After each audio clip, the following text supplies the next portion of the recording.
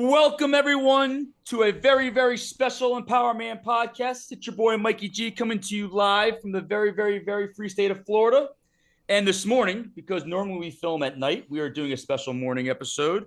I am joined by the man who never accepts a plea deal.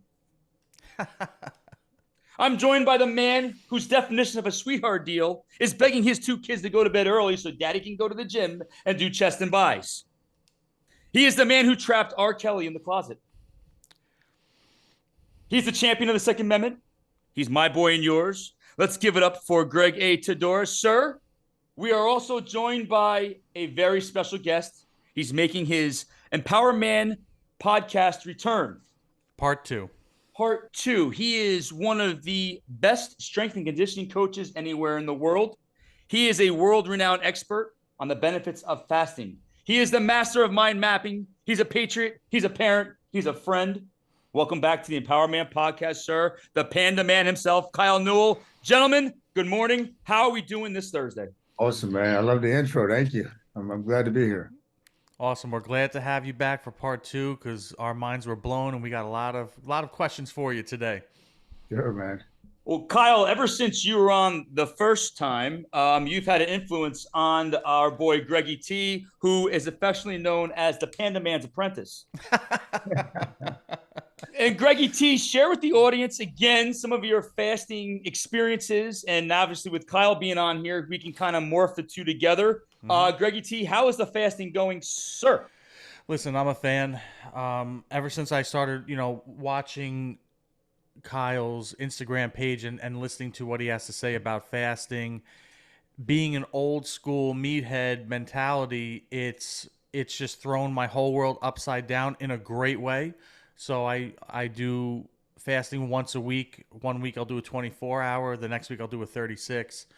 Like we said before off camera, I'm having great workouts. I feel great, definitely leaning out, not as bloated, and I just feel a lot more clear. So thank you, All right. Kyle. Yeah, you're welcome, man. It's a game changer. I mean, if you would have talked to us 15 years ago, we would be like, you're crazy. Yeah, me too, man. That's how I was until I just dove into it. Yeah, exactly. All that, but it's good to see your experience and that or just that it's myths. Absolutely. Well, I'm not there yet, fellas, but we'll get him, on my Kyle. mind. We'll get him. You're on my mind. So I think about you guys every time I eat and have a nutritious green juice as I got into my juicing. But gentlemen, before we begin, as customary on the EmpowerMAN podcast, we want to give a shout out to our men and women in blue, our firefighters, our EMTs, our first responders. We want to thank you all. We love you all very much for keeping our community safe and protecting us. Absolutely. And always a shout out to our military personnel here at home and overseas. Stay safe, and thank you very much for the ultimate sacrifice and providing us the freedom to do this platform and podcast. Right awesome. on. So Kyle, you were on last time and it was such an awesome, amazing interview. Like Greg had mentioned earlier, like our minds were just totally just transformed, blown, anything else that, blown away with all the great information that you provided us. But I actually want to scale back more into your background before we get into other things. You mentioned basketball was your main motivation to get into weightlifting. And, when you were in the weight room, who were some of the people that you look up to or you idolized? So when I started out, it was, we would go through all the magazines, right? The magazines were still, I don't even know if they still make them, but all the traditional muscle magazines, we'd read them. So at the time, obviously Arnold, I had the Arnold Encyclopedia of Bodybuilding, read his stuff. So he was probably the biggest influence. But then you had Dorian Yates, you had Ronnie coming up, those type of guys, Kevin Levrone, Sean Ray. There he is. That's my boy. That's my favorite. Yeah, all those guys, man. Flex Wheeler. So we used to follow all of them, man, and really just kind of read what they were doing.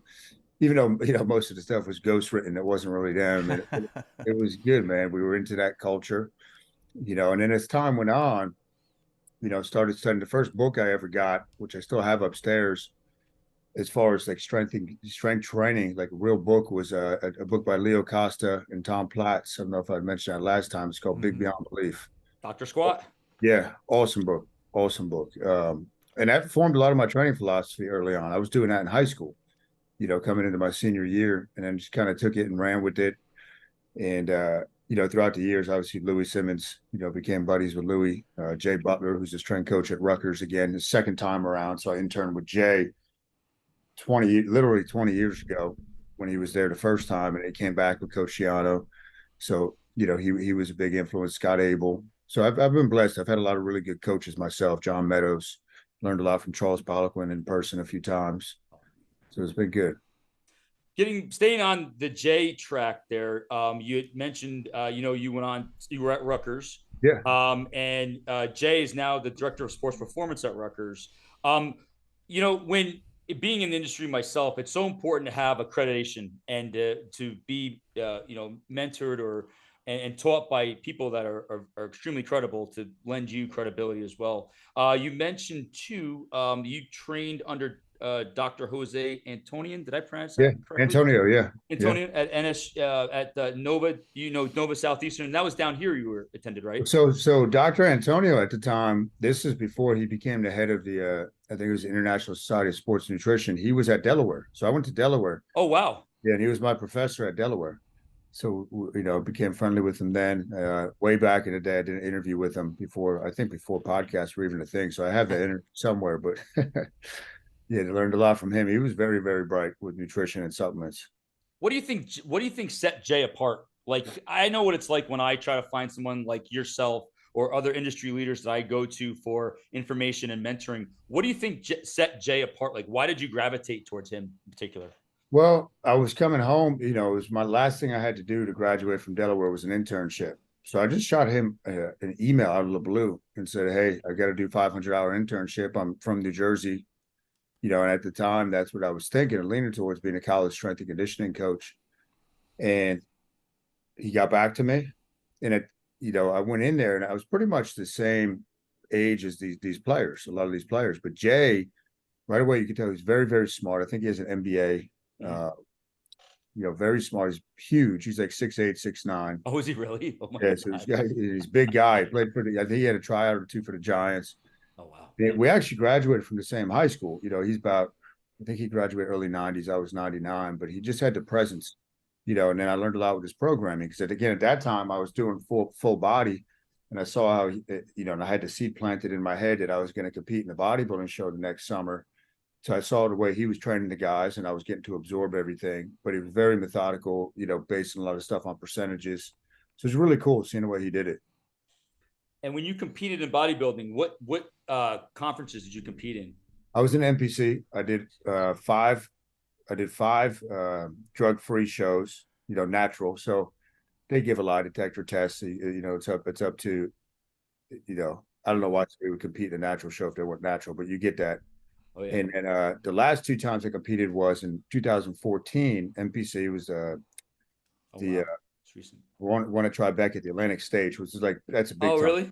And the only reason I did that was I was doing the show the week after, the South Jersey. And, if I wanted to take it, so obviously those are not drug free. So at that time I'm using testosterone therapy, but if I really wanted to push it at that level, I probably would have had to put on another 40, 50 pounds, just because of my height, 6'1". A lot of these guys in my weight category, I was a heavyweight. They're 5'8" tops. So it was fun though. Were you in the open or the novice? Like, what were you? Yeah, I did the open. The first couple times I competed, I did a novice. In 2007, I won the novice overall in the South Jersey and almost won the open overall. And then a week after that, so that year I competed twice as well. I did the Mid-Atlantic. That used to be the big show I would do. And this guy, Tim Martin. So I thought I was going to have a good shot at winning the Mid-Atlantic that year. I show up for the weigh-ins. I see this guy and I'm like, and I was not upset at all, but I saw him at the weigh-ins. I'm like, this guy is unbelievable. And we're in the same weight category. He won the overall. He wound up winning the Team Universe a year or two later. We became good buddies. His name is Tim Martin. He's IFBB pro now. He's 55 years old. The guy's, he's always in shape. This guy would, so at the time, the Team Universe was the #1 natural contest in the world. But this guy, he would compete in every open contest, and he would just mop the floor. So he was a world-class bodybuilder. And we became buddies. We trained together. I was his backstage guy for the Team Universe in 2009 when he won it. But Yeah, you just know. But I put everything I could into that year in particular. That was '07. Like there was nothing else I could have done. So I wasn't upset at all. It was just, man, this guy's better. Uh, so it was around this time that the seeds of fasting were starting to get planted in regards to like a lifestyle or a way to kind of because I know doing the natural shows, I competed as a teenager, so I know like the Yeah. challenges that you go through. Is this around the time where fasting started creeping in regards to saying, this might be a way to prepare for these shows and actually get an edge on some of these other It was competitors? the 2014 shows is when I was about 8 weeks out and I was just always researching. And that was when it clicked. I was reading something by Lyle McDonald, who was kind of a like a Dan Duquesne type guy. Yeah. And it just clicked, you know. And so I was tracking everything, and I went from 4 meals because I was eating so little food. I had messed up my metabolism so much the prior year from starving myself to try to get ready for these shows through improper guidance. So I'd be eating 15, 1600 calories a day. That's the only way I could get ripped like that. Yeah. I took that, and I was as soon as I read it the next day, I switched to a 16-8 protocol. And I same amount of food, but it was 2 meals, and instantly things became easier. So I knew I was like, man, I was excited. You know, I'm on to something with this. So I was really excited at that point, and I continued on from 14 to 2019 with the 16 to 20 hour fast each day. And in 19 is when I really dove back into the research. So let me start doing the longer form fasting. Let me see. I didn't know anybody that was doing it, but I said, let's see what happens. And that's when I developed the Panda. Oh, that's awesome. Yeah. Yeah, fasting was so shunned, I think, back then. It was Oh, yeah. just looked at as so negative. Yeah. And it's cool. One of my best buddies got a gym out in Chicago. His fiance, you know, I got her and him. They started doing the Panda a couple of years ago. She just won the overall at a bikini contest fasting, doing the Panda method. So it's Nice. completely applicable and it works. If I ever competed again, I would do that and show people, look, you can step on, and it would be much easier process to get ready for the Yeah. show. Oh yeah. Yeah, much That easier. dieting was awful, man. Oh, it's terrible. It's the worst. Chewing gum and drinking coffee to kill the cravings of Yeah, hunger. Oh I would goodness. go to sleep. I would go to sleep chewing gum, man. I would. It's my treat. I get to have 4 pieces of Orbit gum, and I'd sleep with the gum in my Yep. mouth. But I miss those days because we were Oh, so yeah, innocent, and so it was we all we saw was straight in front of us. We didn't see other alternative methods. It was like Listen, it was protein, you guys are aminos. disciplined though. That's a positive. You oh guys were yeah, focused and disciplined, so it's a yeah, good no thing. doubt. I learned a ton from that, man. I mean, it was unbelievable the levels, you know, that you went to getting ready for one of those shows. But yeah, that discipline, you know, was a blessing to learn all that stuff. So being an athlete like yourself, and you see a lot of athletes now in all sports, they suffer or kids suffer like an injury, and you had a really serious knee injury. Take us back to that time when you hurt your knee. What was going through your mind? Because this you had a great mindset going into it. You're disciplined. You sound like you're innately driven, intrinsically. Then you suffer this injury. Take us back to that time and tell us what happened with that injury and just some of the things you were thinking about and how you were able Sure. to overcome that. Yeah, that's a great question. That's actually because that ties into the fastest. So it's 2012. I was still a teacher, so I was a phys ed teacher for a number of years, and I was Oh, running the gym. Um, and you kind of just burning the candle at both ends. You know, I had an intern on and off, but I would train people before school. I would go to teach all day, go right back to the gym, train people, and that was my schedule for years. And then it was April. I got a really bad case. I was playing in a men's basketball league game. Came home, played awesome. Oh, you know, I love basketball. yeah.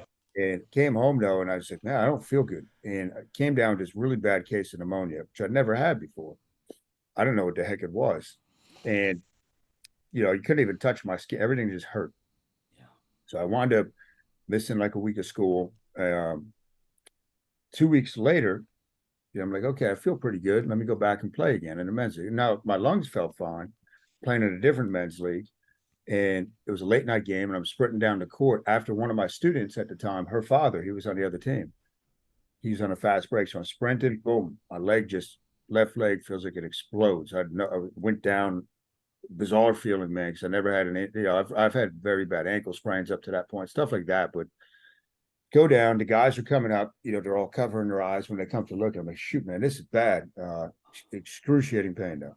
And I thought maybe I dislocated my leg, the lower and upper part of the leg. I had no idea. They called the ambulance. They called the game off. They called my wife. She wasn't at the game. She meets me at the hospital up there with my parents. And the doctor it was just the ER. They did X-rays. He comes in after a while and says it's your patellar tendon. Now I never heard of anybody that did that at that point. Yeah, obviously ACLs, all this type of stuff. And I started crying on the spot just because I was like, shit, man, I'm in this field, and I never even heard of this before that somebody could do this. I just knew it was bad. And again, that was my livelihood. I was a phys ed teacher, and I had the gym. So the first weekend I was really down, before we were looking for a surgeon. We went to one place, didn't like the guy's bedside manner. So my dad got me into a guy that we knew. We went to see him, Dr. Getcha. So before the surgery that weekend, I was just really down in the dumps. And then as I had the surgery and whatnot, so the injury wound up being, so normally when you have a tendon rupture, it's an avulsion fracture, it comes off the bone. Like when Kobe Bryant did his Achilles, right? Right. He's able to shoot foul shots. All this stuff, like usually the tendon will just snap and take a piece of the bone, so the pain isn't really there. Like people say, "I'll rupture Achilles." The pain, if the tendon's still intact, because I have people all over the world I help recover from this now. It's essentially two different injuries. If it comes off the bone, or if it snaps in half. Mine snapped in four, middle and vertically, horizontally, vertically. IT band snapped, 3 ligaments, knee capsule blew out. So just a gruesome injury. And then it comes that there's nothing I could find on the injury. Like I'm looking everywhere after the surgery. How do you recover from this? They're treating it like an ACL, but there's nothing online about it. I found a forum, and everybody was really negative in there about it. And at that point too, I had talked to Louis Simmons prior. I'd called him, and this is a couple of years prior, and I found out that he had did it in like 1982. So I called him and said, Louis, I ruptured my patellar tendon. So he gives me all these protocols to do. Thank goodness, man. I follow what he said. So 4 months into that recovery, I was at 72 degrees range of motion. So I'm at the point, like, I don't even think I'm going to be able to use my leg again. And this is what they're saying, man, your leg is going to be what it is. And I wound up documenting everything, wound up recovering. I wrote a book on it. That's a book that I sell all over the place that helps people with this injury. And that was when I decided I was going to compete again in 14. So I said, I'm going to go compete again and put this behind me. And I wanted my wife to see me compete. So it was because of that kind of led to the fasting. And then I competed in 14. 2 months after that, playing in the men's league, I did the same exact thing to my right leg. Same injury. No way. Same thing, dude. It was the tendon in four, IT band, 3 ligaments, knee capsule, identical injury. So I've been through it twice on both legs. Now, at that time, when that happened, the guy, my wife was at that game, and I'm hitting. I knew as soon as I jumped up, leg was gone. Landed, leg bent out at 90. So there was nothing left. And I'm hitting the floor. I'm saying, come on, please be my ACL. And they're like, why is he saying that? She's like, because he knows what it is. They called an ambulance. We turned it down. We're like, we know what it is. We called my surgeon. He said, come in tomorrow. I remember for like that night, my wife, let me feel bad for like 5 minutes. And she's like, no, you know how to do this now. And we went into my surgeon, does the MRI, and he called me that day with the reports, and the guy was distraught because it's a rare injury. It's a very rare thing. He said, I can't believe this happened again. And he's going on. And I said, Dr. Getcha, it's fine. I said, I know exactly what to do. And even when I was going under for the surgery, I said that to him. He's, I'm so sorry. I'm so sorry. And I said, listen, I got this, man. I said, I know exactly what it is. It's a blessing. So he actually wanted me to come in and talk to his medical team about mindset after that. And a cool thing was, because just with the field I'm in, I said, hey, even with the first one, I said, can we do PRP therapy on it? He said, well, it's not really designated for this injury. And normally, if you've had that, they'll inject it, right? So what he did is he said, we'll do it experimentally and I'll use it as a write-off. He took mine, spun it so it was like a gelatinous, like silver dollar, and he sutured it right on the front of the tendon while I was cut wide open on both legs. Oh, wow. And then a couple of years later, I had I was doing box jumps, and my knee popped, but not like that, nothing bad, but it was swollen and locked. Went in, he's like, I think it's a bucket handle meniscus tear. So he does an MRI. Yep. And he says, well, it's a Baker cyst. A lot of times you have these knee surgeries developing. Yeah, and it'll rupture, right? So that's happened to me a few times. But he says, but the good news is because your tendon is now twice the size of a normal tendon. So I don't know if it was a recovery or the PRP therapy or whatnot. So I thought that was really cool, man. That's getting that feedback. Explain to the people listening what they did with that part with your blood. So they take your blood. I've actually had it done at other places since, and they spin it right, and they pull out the plasma rich platelets, and normally they'll inject it back in, and it really stimulates healing. So with mine, they took it and that surgery, spun it so it was like jelly, and he just sewed it right onto the front of the tendon. But it's got really fascinating and very good healing modalities. A couple years, 2019, right before my daughter was born, because today she's 4, so I know it was exactly 4 years ago. I had 2 tears in my right shoulder, and I tore my Tommy John ligament in this elbow, and we did PRP therapy on that, and it worked. It took a couple months, Yeah. but it worked. So I'm a big fan of that. I hear nothing but good things about it, so it's Yeah. cool. It's cool to see your perspective. Did you hear it? When you first did it playing basketball, did you hear any noises, a pop or a tear or anything? It's everything kind of slowed down, man. It was just almost, obviously I've never been shot, but it feels like the way I explain it, it's like somebody shot me in the leg with a shotgun, because it's just gone. Like when a patellar tendon goes, there's no support. Like you can't walk because there's nothing connecting really the upper and the lower leg for support. Yeah. So it wasn't a pop or anything, but it was a sensation of boom. So the second time when I jumped, I knew on the takeoff that it was just gone. So when I came down and landed, that's why the leg went out to the side. There was just nothing to stabilize me, you know. Wow, that's incredible. That's Yeah, yeah, it was pretty nuts. But I learned a ton. I learned a ton from it. Yeah, and with all the alternative therapies that are out there, and especially with the pharmaceutical industry and a lot of our traditional ways of people treating things are under fire. There's a lot of doubt, a lot of suspicion, lack of public trust.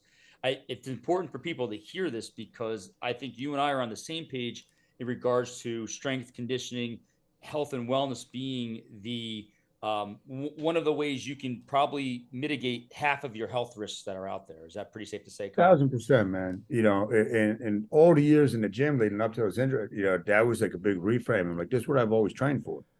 Is how you going to mentally overcome this, right? And just the ability to realize that, like, and I tell people, listen, you never stop training. I don't care what the injury is. Like, there's video on YouTube of me, the first one before the surgery, because they put you in this stupid brace that's like a metal brace with that injury. And I'm in there training, dude. I'm training upper body. And with the second time around, I was cool because I got to apply everything. I was like, all right, I'm taking my book and I'm applying everything. I'm going to prove it. So I did it, and I was in there training. So guys, now I'm like, listen, you're not going to have the range of motion for a while. Let's train the posterior chain. We could do RDLs. Keep training upper body. That's right. Because it's so good for the blood flow, right? And That's the healing right. mindset. So a couple things that I was able to apply from that as far as modalities was you always keep training. The second time I didn't use any ice, right? Because I did all this research on it, and I was like, and so I tell people, I'm like, you never knew. So I researched, where did that come from? Why did people are told to use ice? So I only use heat, compression, movement, and it healed way quicker. The second one, and then if so one of the things Louis told me, I might as well tell you guys. Louis said, well, listen, because obviously at that time when I ruptured the first one, I was on testosterone therapy, which degrade the tendons and ligaments. So you'll see that with a lot of pro athletes because the muscles kind of the tendons and ligaments don't grow at the same rate. So then we're looking, okay, was that a possible cause? And I was only using 200 milligrams a week. And they're saying, well, it's got to be usually like 300 and up. And I think it was genetic because my brother wound up partially tearing his patellar tendon. My dad tore his patellar tendon after that too. So it's like, it's just a weird genetic thing, I'm assuming. It's a family thing with you guys. Family thing, dude. Strange, right? And Louis says, though, he goes, listen, get on equipoise. It's going to help with the healing. So I started researching equipoise, EQ, which is a derivative of all these testosterones. And so equipoise actually increases collagen synthesis by up to 300%. It's unbelievable. So the first time around, when I was stuck at that 72, started using equipoise, got it through my buddy, and I started gaining 10 degrees a week back in range of motion. I'm like, holy crap. So when you look at guys like Kobe and A-Rod back in the day, right, when they would go to Europe and they would spend time in Europe in the off season saying they were getting PRP therapy. They weren't getting PRP therapy. They were going because over there, they're much more liberal with that stuff. They're doing stuff like EQ therapy and whatnot. Which I tell guys, I'm honest with guys. I'm like, listen, because they'll ask me about peptides and all that. And I'm like, listen, I don't have much. I'll tell you what I have experience with. And that stuff was unbelievable. It works. It works. It works, you know. So Louis shared that with me. That's awesome. We was talking about West Side Barbell. I've Yeah, you know they're a legend, and you know the whole Louis Simmons, and all the crew over there. How much of an influence did they have on you when you went to go start your own business? it was huge. It was huge because I think I had first actually heard of. I think I'd heard of Louis, but then I was a big fan of Joe DeFranco. You know, Joe's Yeah, from Jersey also, so I learned a lot from Joe. And he would keep mentioning the conjugate system and all that. So then I got, I was going through my shed the other day. I got all the West Side books, all the DVDs, and then I really went down that conjugate method and all that. So that was a huge influence because I loved, just again the conjugate system. And to me, Louis was a genius, blending all the styles of training, and he was just something else. I actually went out there and trained in 2000. I think it was like 2017, maybe. I Oh, went out wow. there and trained. And the one day we went out to train, it was when I was going for a 400-pound bench. He was never sick, but he was sick that day. So they said, listen, Louis didn't come to breakfast this morning, so he's probably not going to show up today. Me and my buddy were like, whatever. So we got to train with these other people that were really nice. But it was cool, man. We went out there and trained. But yeah, Louis was a huge influence. He was one of my definitely what I would call fitness mentors. did you know Dr. Tom Balella? That sound Yeah, familiar I've too? Tom a few times. Yeah, yeah. Tom's He from New Jersey. he was my guy. Oh yeah, I used to go up to Red Bank, and I used to when I yeah. was living in Washington, I used to go up there, and yeah, he really helped me with my nutritional coaching, Sure. and I actually wanted to lead into that as well.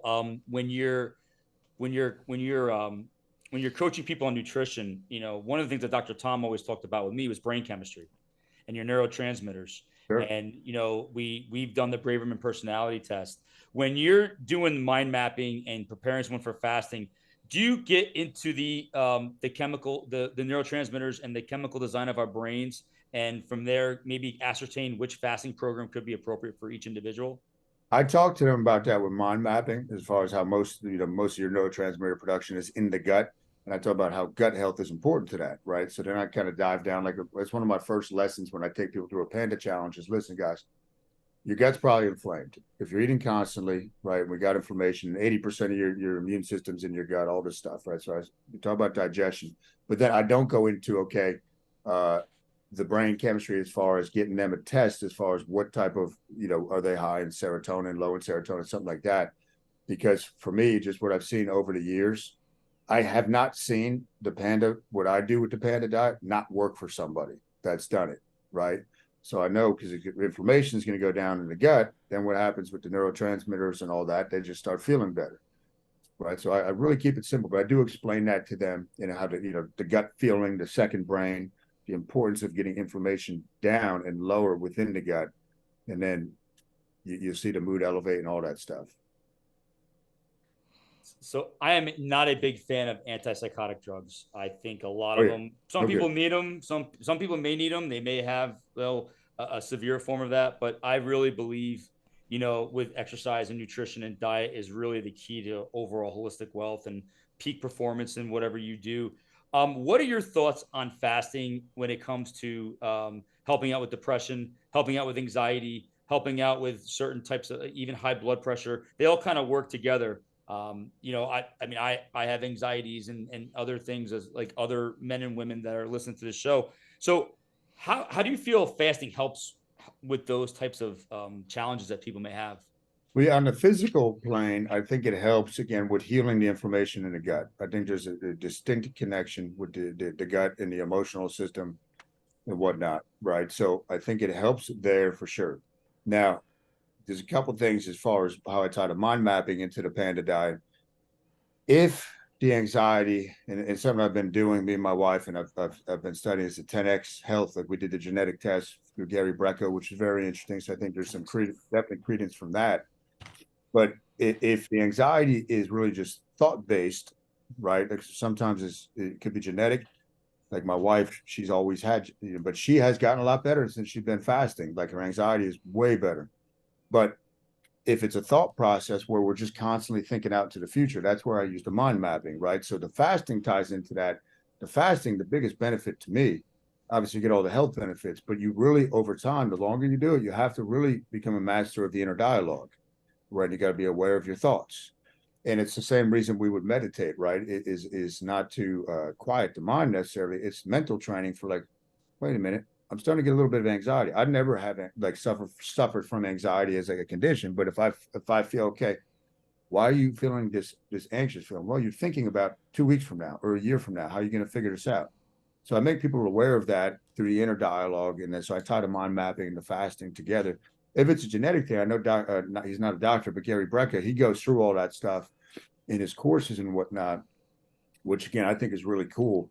And it could just be a deficiency of a certain, like for me, the big thing was a methanione I have to take. So I came up red in one of the tests, which means I'm deficient from both of my parents in one of the 5 genes.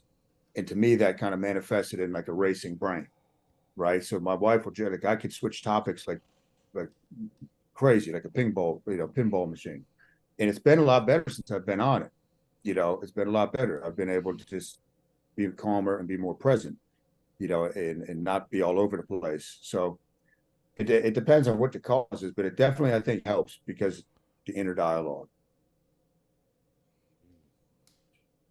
Well, Greggy T, I have, I'm always come prepared. And Kyle, like I've got, man, pages of questions. Greggy T, Yeah. feel free to interject yourself, please. I'm going to switch gears to more of business questions because we get Sure. them a lot. How did you know, or how did you mentally prepare yourself to make the transition from your 9 to 5, we'll call it, as a teacher in phys ed, to going out on your own and taking that leap of faith? Which Mike and I get a lot of this because we've both done it. We've done it numerous times. And how did you deal with that? Good question. So me and my wife knew that eventually, because she was a teacher too, that's how we met, that I was going to stop teaching. We were Okay. going to try to push off until I was in the pension, vested in the pension. So I was about 8 years in, and it was right after the first knee injury. So I missed it. That was April, and I think I was out for the rest of the school year because I was in a wheelchair, all this stupid stuff. Not able to teach phys ed, obviously, to little kids with this injury, and to give me a taste of not being, going to school every day to teach. And then that fall, I'm back. I went out to a mastermind in Arizona through this lawyer's mastermind. I met at a Dan Kennedy seminar. It's random, he invited me out. Went out there. There's probably like 10 to 12 business owners. Nobody else in fitness, but this girl came up to me at the break and she said, "Listen, you got to stop teaching." She goes, "It's holding you back." And I said, "Yeah, I'm gonna." So when my wife picked me up from the airport a few days later, I said, "Hey, this girl said that I should stop." My wife goes, "She's right. It's time." So this is October. So I was like, "All right." So I put in, talked to my principal, who I was, still close with, nice guy, very nice guy. Put in my letter of resignation to the superintendent. It was a tough decision because I love those kids. I love the families. Did you finish Super. the school year out, or you just No, stopped right there? I put it in. Okay. And so I had to give 60 days notice. So I was going to take us up to Christmas break, Mm-hmm. basically. So I put the notice in on a Friday, and I'm at a seminar. I'm at another workshop that weekend, and it happened to be the weekend of Hurricane Sandy up here. Mm. I had no idea the storm was even coming. I wasn't watching the news or anything like Yeah. that. And Sandy comes in, basically rips the roof off the gym, right? And school is closed for the whole next week because it was a mess up here. But it ripped the roof off the gym. So the gym is now, there's water everywhere, the walls are destroyed. And this is right after I put my letter of resignation in. So I'm like, man, this is a test. This is a big test. So they had to move, they had to find me an empty unit, which was a hellhole. It was no good. But I was in there and I've got, now the clock's going against me. So they're showing me different units. And I wound up saying, oh, I found a unit that was twice the size of what I already had previously. Again, and now I'm cutting my safety net with the teaching, but my father-in-law came with me to look at it. He's like, "Hey, this is what you wanted, man. Let's go for it." So I did it, and it was a lot of just dealing with the projection of fear as far as really realizing that fear is based in the future and the future doesn't exist. So I was like, if this doesn't work, I'm not going to die. Right. Like, because everybody was telling me not to do it. Man, you got a great job. What are you doing? Everybody was saying, don't do it. Don't do it. Besides my wife.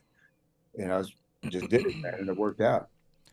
Yeah, we hear it a lot. I hear it. Oh, you have kids, don't do it. And what I hear in your whole story, which is awesome, support, support, support, support from him, support from your wife, support from. That's the key, I think. It is. I mean, were you obviously a little nervous or no? Yeah, it was a little, it was a little bit, but yeah, once I realized that even if it didn't work, I would figure something out. Kind of took the, any nerves away. I was like, oh, you're not going to sit there and starve to death. If you had to go work another 2, 3 jobs, you'll figure it out and you'll do it. Right. So it was, once I'm usually good at once I make the decision, I don't really even think about it anymore. Yeah, that's awesome. Thank you Yeah. for answering that. Yeah, of course. My other business question, you kind of said you were going to talk about it. How'd you come up with your logo? The panda. Yeah, with Oh, the flower.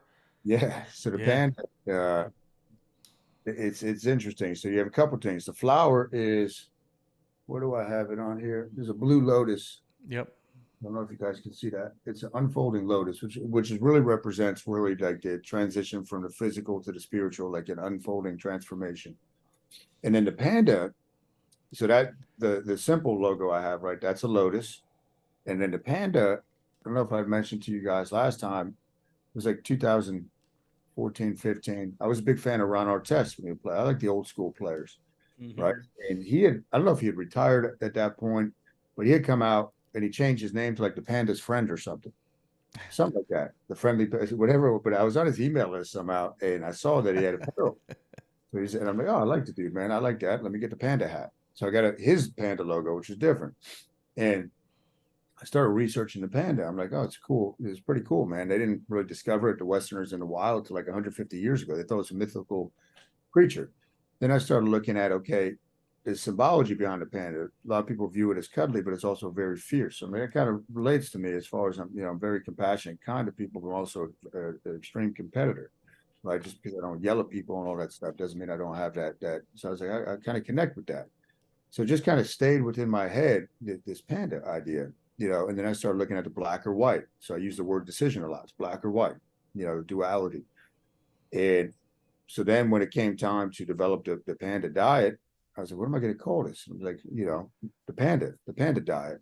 And with I thought the symbology with the lotus and the panda was fitting for me. So it just kind of came together. And I had somebody online design it, and we've toured with like even within the past year, making it like more intricate. I'm like, yeah, I like the simple one, man. It's just simple, you know? Cool. Yeah. How did you start your first gym? How did you start it? Where did you start it? So when I was teaching, it was I was getting ready for that show in 07. So the reason I came, so I had taken a couple of years off from competing, decided that I was going to compete again because I was really depressed at that point because I had this mysterious like GI issue, right? Like ulcers, all this stuff, man, and kind of came out of nowhere. I went to the Cleveland Clinic, went down to a place in Tennessee looking for experimental. They thought maybe Crohn's disease. It wound up being something called TMS. It was basically psychosomatic. Not that I was imagining it, but it was all stress induced, right? So, anyhow, with that, I said, I got to compete again, man. I said, I'm just in such, I had no life. I would teach and go home. Now, getting ready for that show, as I started getting ready for the show, started reading like Skip LaCour, who was a big natural bodybuilder at the time. Yeah. He kept talking about Tony Robbins. So I said, oh, let me get this book. And at that point, I wasn't really into reading for just self-development. Wasn't into reading at all, really, at that point. So I'm getting ready for that show, and I start reading Tony Robbins, Awaken the Giant Within. And a couple things. As I'm getting ready for that show, all the symptoms start going away. I'm like, oh my gosh, man, like this is right on. I'd been studying Dr. Sarno's work, but I couldn't conceptually get myself to buy into it. So it showed me the power of the mind. And then reading Tony Robbins, I'm like, man, there's a lot more I'm meant to do, with my life. And when I was a kid, I had a lawn cutting business. So I had the entrepreneurial spirit. So it was within that, getting ready for that show. I'm like, I'm going to start a business. And it's either going to be personal training, because people would always ask me about that, or go back and also do, a lawn cutting business, landscape. I always loved just being outside. And it was actually, I was leaning more towards that. And if for some reason I took the personal, I went to, I'll go with personal training, I'll do that. And that was kind of how it started. And I didn't know where I was going to get my first clients from because I didn't really know anything about that. and it wound up being my sister-in-law's sister and her husband. I had them online. I would send them programs, and I was teaching, and I remember talking to my principal, like, man, I just want to train people. I loved it. I just loved the field, and I said, I'll do it for free. I don't even care. And I just started getting clients, right? And I just stayed at it and grew it, trained people out of my car. Then I rented space for a very short time at a local gym. I wasn't working for them, but he would say, okay, you bring somebody in, pay me 10, $20, whatever. Then I built a studio in my parents' basement, expanded that, and then almost gave up a few times just because I was getting so burnt out with teaching and that. And then I opened the first facility a couple months before we got married, like a standalone facility. And that was really how I got into it, though, was the inspiration from reading. So all these things, even like with the fasting, they come out of deficits. They come out of dark times in my life. Did you have to take any loans out or anything like that for equipment, or how did you space it out and equip it? Yeah, I was fortunate that anything I made pretty much from teaching, I was putting back into my development in the business. Mm-hmm. So I'd be going to seminars. I'd learn how to marketing. I would everything, man, buying equipment. And then when I opened the facility, obviously I got still have them like Elite FTS racks, like top of the line ones. And there was a local store at the time. I think they're out of business now, but they sold equipment. I knew those guys, and I was able to with the credit card that they had offered was like 0% financing for the first 12 months. And I only needed at that point because I already had a lot of equipment accumulated, but the racks and the flooring and all that. And my first facility was really only 770 square feet of gym space. So I only needed like $12,000 at that point of equipment. Yep. And so I put it on that card and then just paid it off, which that ties into. I missed the last payment because that was during my knee injury. So I wasn't going up and down the steps. I was pretty much sleeping on the couch. So the bill was up there. And I remember I'll put it in right before it's due, the last one. I missed it. And then they hit me with that, the balloon payment going backwards. And I'm like, so I actually wrote them a letter and they actually dropped it. They said, Wow. Somehow I was like, man, this is crazy. And they never do that, man. But they're like, all right, Wow. we'll forget it. Just pay that last month. I'm like, so it always works out. Yeah. That's the key. It always works out. If you believe it, like you said, what I'm not going to starve to death. We believe in taking, calculated risks, especially, as we're all a little older now and Sure. responsibilities and things have changed. But I think that's the biggest thing to keep in mind is that no matter what happens, it'll always work out. Always works out. I mean, It that's does. simple mind mapping in itself, I think. It is. Yeah. It is. If you believe that, that's what's going to happen. Yep. And now you have two gyms, or did you grow your gym out to a larger facility? No, Do you have a both. membership basis? Like, how does your business work in regards to the type of services that you offer? Yeah. So we got two gyms, and we live halfway between both, or two different towns, and it's membership. It's a small group personal training primarily. So people will sign up for 9 times a month, 13 times a month, 17 times a month, and they go and schedule their sessions, and they have a coach. We have up to 6 clients for that coach in a session, and they can modify everything for the client. We also have one-on-one, but most people would try to get into the small group. So they'll pay anywhere between $299 and let's say 400 for the month. But rather than paying 100 or $150 a session for personal one-on-one training, it's a great deal for them. And then we do their fasting, their nutrition. We offer them a lot of other stuff. So that's really the model.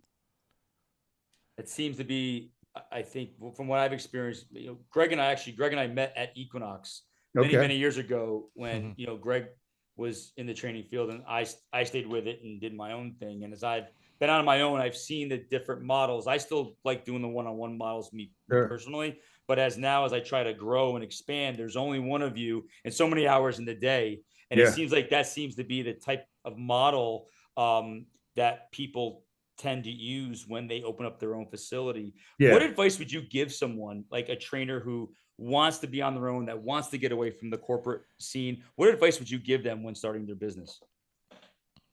I would tell them to start studying marketing right away, marketing, and learn how to write. It's people get so caught up in the technical, being a technician. But I started studying marketing early. You got caught up with Dan Kennedy, all his type of stuff, and I fell in love with that. But I'm like, it doesn't matter how good you are, right? If you can't market it and you can't really convey, and No one knows about you. You could be the nobody best. knows about you, and especially with content too. Like I think writing is, it's the same thing with marketing. It's such an essential skill, being able to write ad copy or write interesting articles and daily emails. So I would say that, wouldn't be anything in the field necessarily. And then I would join. I'm a big fan of, you should be in a mastermind or have a coach. Totally agree with that.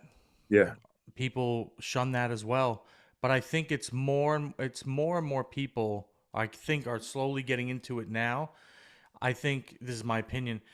It's almost like every Tom, Dick, and Harry now is a coach. That's why I hate using that word.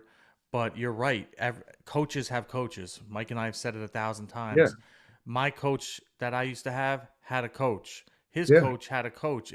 I think it's very important and integral to scale your life the way you want to positively and moving forward. Yeah, I'm a big believer, man. I always got a coach coaching me. Yeah. I think it's really important. Yep. Yeah, especially when you stop learning, you stop growing. Yeah, You yeah. know, Greggy T, I'm gonna kind of shift gears right now and talk about family. I Put know it we in talked third. about this. Put it in third gear. Oh Let's yeah, go. man. Oh yeah. One of the things we tried to touch on last time, we touched on it quite briefly, and I know both of you gentlemen have children. I don't have any children that I know of.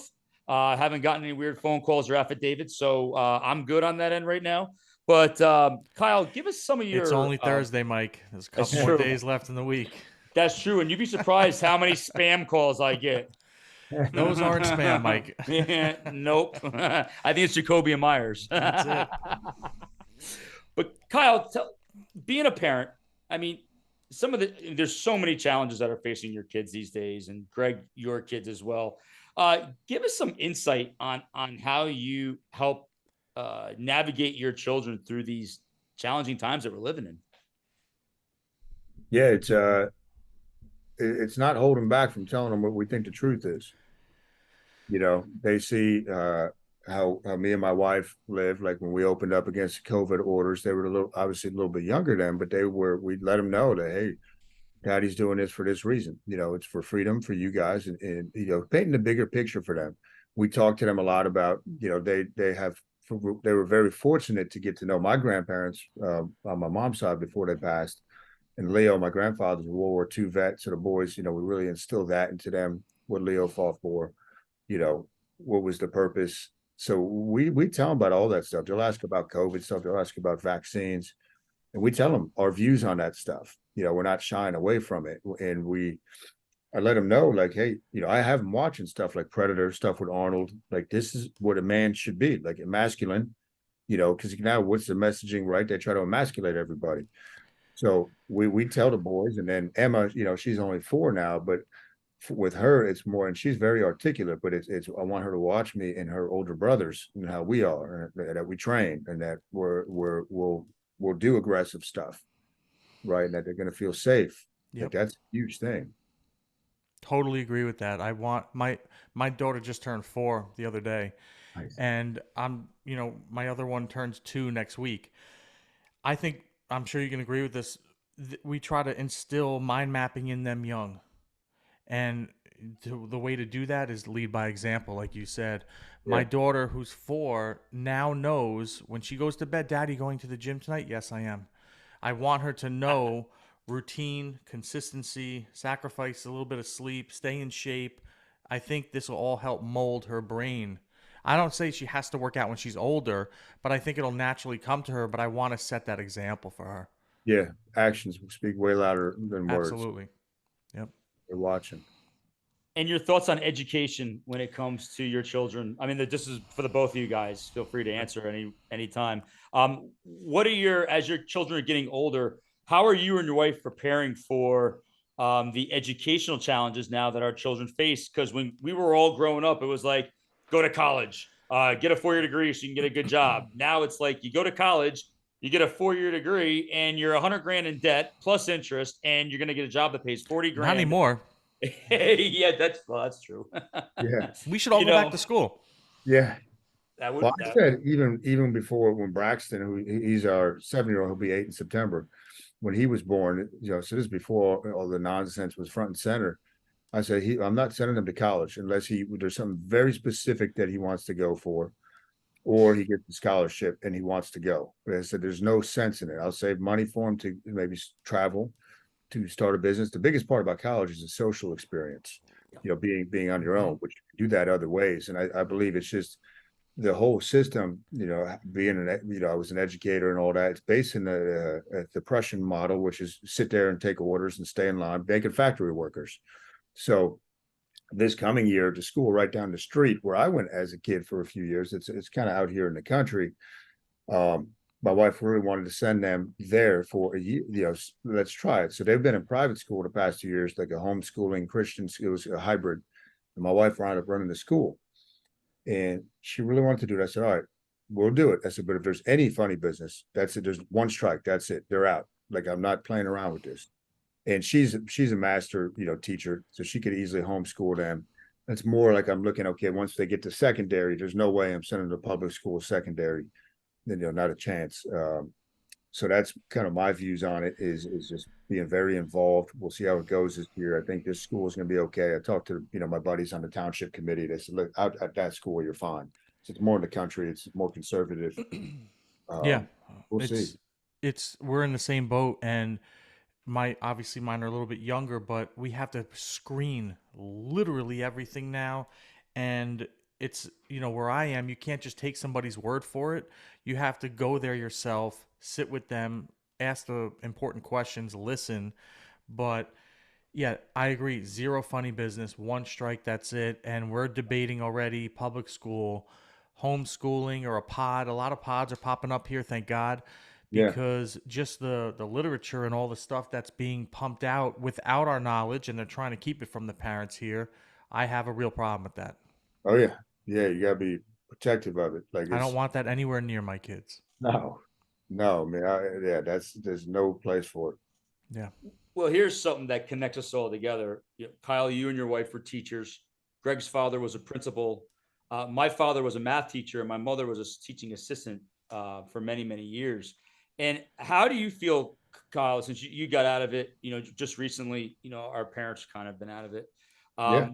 What has been the biggest change in regards to the curriculum, and the way it's changed? Do teachers have the same, did you and your wife have the same autonomy to teach like our teachers that taught us and our parents had, or is the local municipalities given a strict mandate saying you need to teach this and this or you're gone?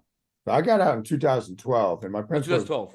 yeah, he's like, you're getting out at the right time. And I still, as what I was doing, I had complete autonomy, being a phys ed teacher. And I did, I would do all types of cool stuff with the kids. But, hearing from my wife at the time, they were starting to chip away at that and take away the creative aspect of teaching, which was teach to the book, teach to this test. So I think they pretty much, it's not what it used to be. They've completely stripped it. And they want them to teach a certain thing, right? They want them to teach a certain, everybody's got to be in lockstep. I'm not saying there's not great teachers out there still, but if you take away the autonomy, who the heck is going to want to do it? That's what I look at. Why would somebody go into that profession now? And it's ironic and it's not funny, but we're all from that field or related to that field. I know my father passed, but I have a really awesome relationship with my mom. I talk to her like 50 times every day. He would want nothing to do, and he retired at 36 years or 34 years, I think, in the system. He would want nothing to do with administration or the education system as it is now, and that's sad to me. You just basically said the same thing. It's crazy. Yeah, It's sad to see what's going on. it is. It is, and I think in some ways, just like a lot of the systems of the federal institutions, I think it's got to collapse. Yeah, That's the only way. Mike and I Collapse. agree with that. I think that could be the best thing that could happen. And then obviously they'll try to. It's like a snake. You cut the head off the hedge. It's going to grow back. This is where you got to have breakaway communities and whatnot. Yeah, Let's form our own thing. Let's form our own financial system. Let's do this. Let's not go back into that system. I think it's got to get unfortunately worse before it gets better. And obviously, I agree with the divide, but it is a divide now, and now you Yeah. have opposite, you know, parties and whatever, Yeah, and who suffers for all that is the kids. And I don't, like you said, like I'm trying to shield them and have them grow up a certain way with certain view. When they get older, they can think whatever they want. But right now, in the very important molding times of their brain, I don't want to see them um, involved with any of that stuff. And I'll be damned if there's a boy that's going to be in the girls' bathroom with my daughter. That's game no, over right there. yeah, nonsense. No, not Complete. okay with that. Yeah, thousand Yeah, percent. it's insane. It's really insane. And another thing that's insane too is how the nuclear family is under attack. And the way that mothers and fathers are looked at or even addressed upon. I believe I heard something the other day about birthing parent or this thing, and the way that they're trying to divide. Right, if you want to change something, it's divide and conquer. They prey Yeah, upon the most vulnerable, which is our children.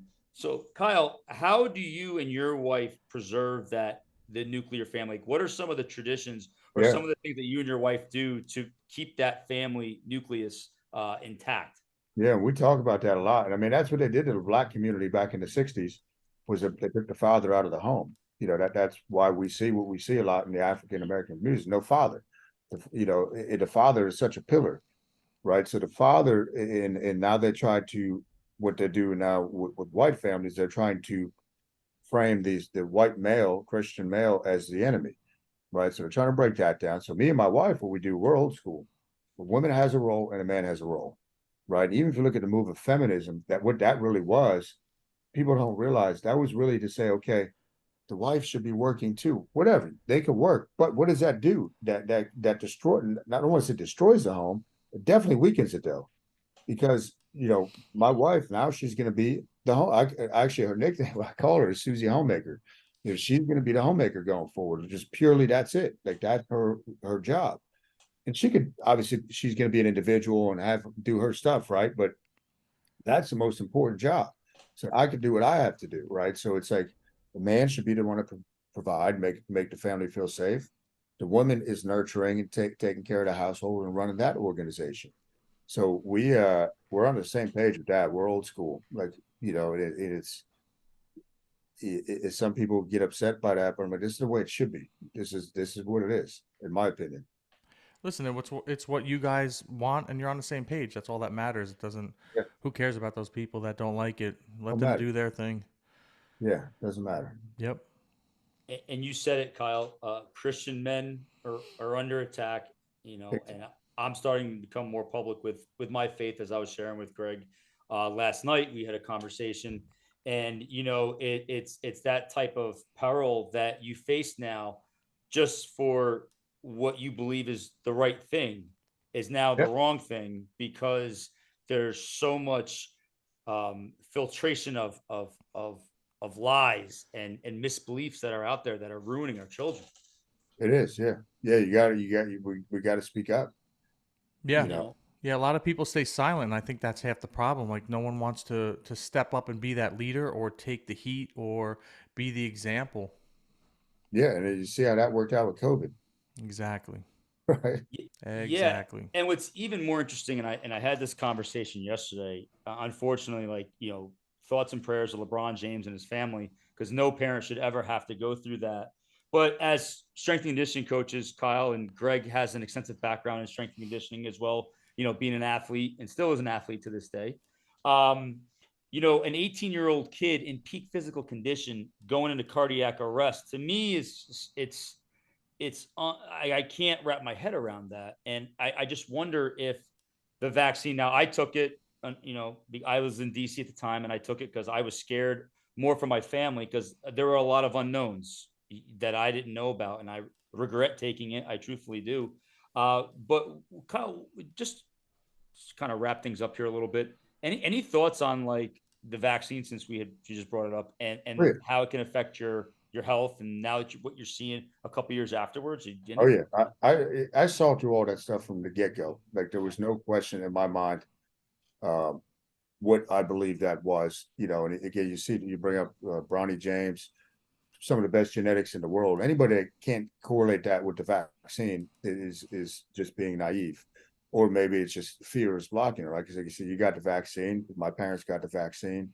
Me and I wasn't letting me and my wife and none of my brothers, none of us even came close to getting it because I knew, and people call conspiracies all you want, but if you look at the research, you look at what life insurance companies are putting out, the death rates now, the dramatic increase. I was reading a study last night, like 3,000 times higher than what the FDA is saying as far as heart conditions after the vaccine.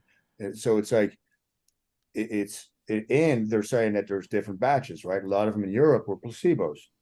There are certain batches that like super high health effects almost instantly within months after you took them.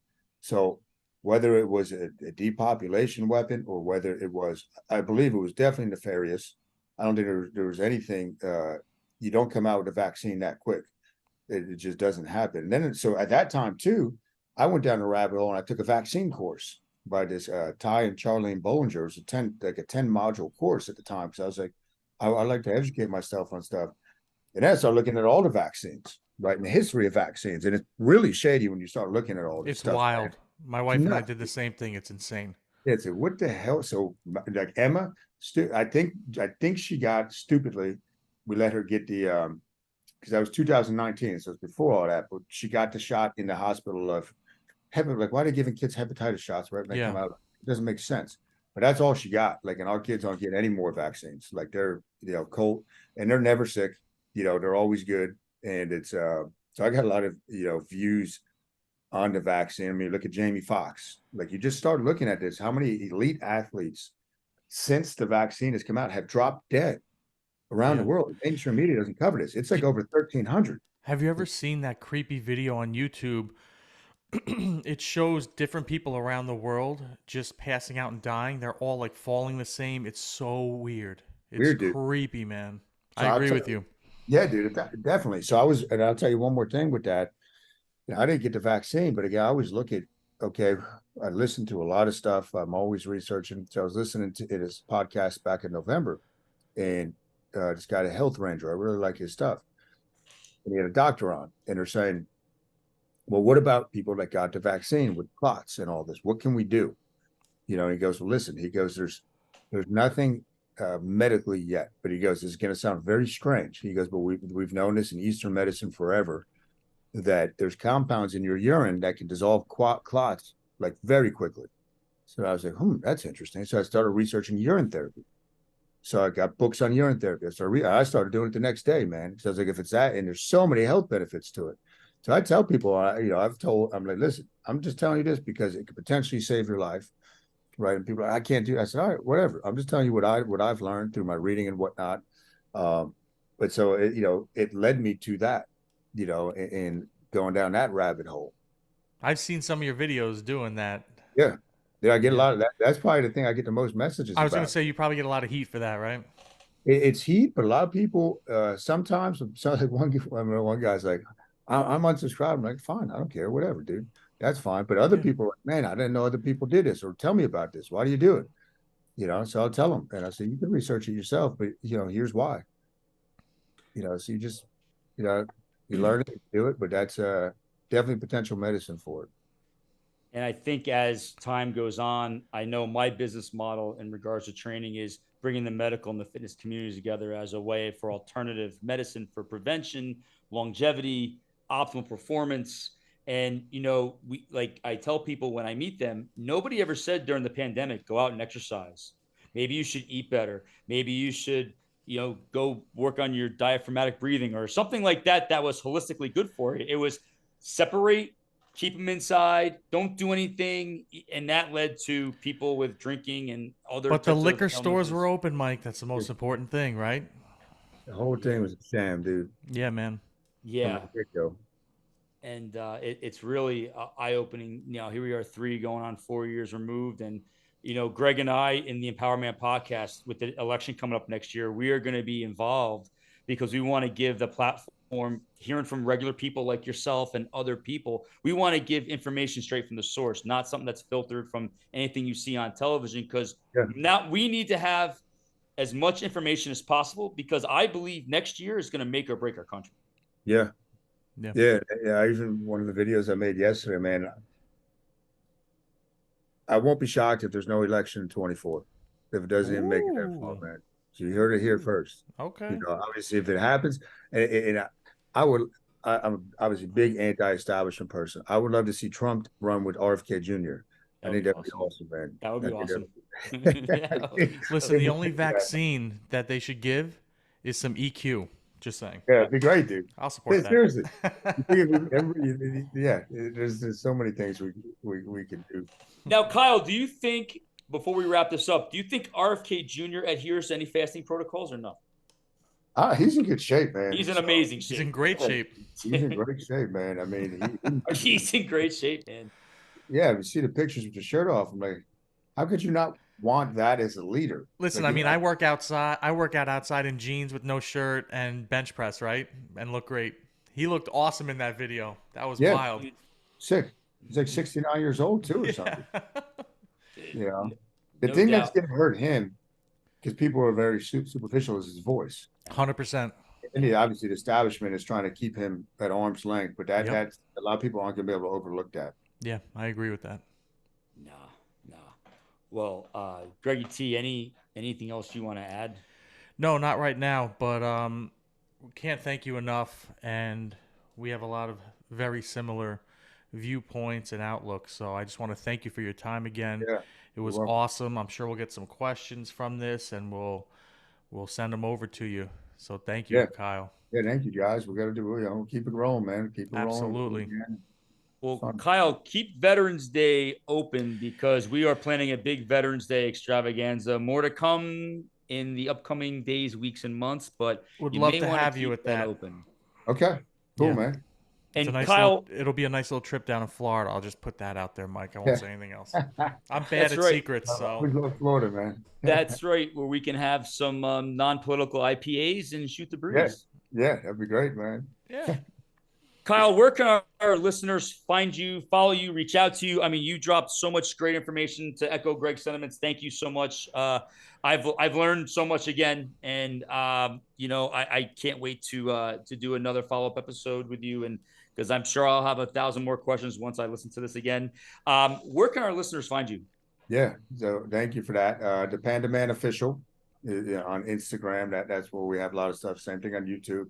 And then the pandamanofficial.com is the website. I'm updating some stuff on there, but they're going to be able to get on the email list. I send out a daily email with, I call it infotainment. It's always entertaining. It's a story.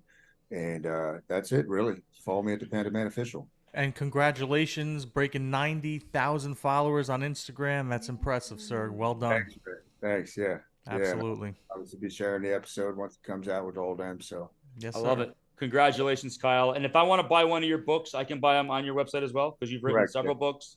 Yep. So, because I'm old school, I still like to read. I have my paperbacks. So, Yeah, me too, man. so I'll definitely be picking up one of your books. That's for sure. Awesome. Appreciate it. Greggy T, anything else? That's it, sir. I want everyone to have a great day, a great rest of the week, a good weekend. Be safe out there, and don't fall for any of the bullshit they're trying to feed you. Yes, sir. God bless everyone. Thank you, Kyle. Have a All good right, one. later, guys. All right. Bye.